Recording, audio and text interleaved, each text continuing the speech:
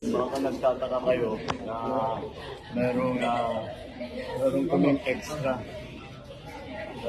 Baka nagtataka kayo ba't meron kaming extra event after dumating na yung mga ibang Olympia.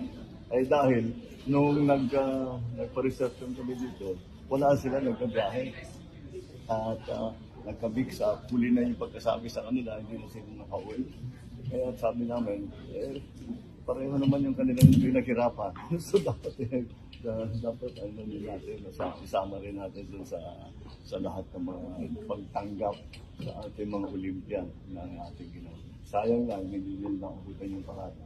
Pero at least lahat na everything else nagawa nila. So we're happy we were able to do something extra for those that did not make it to the first one. Okay?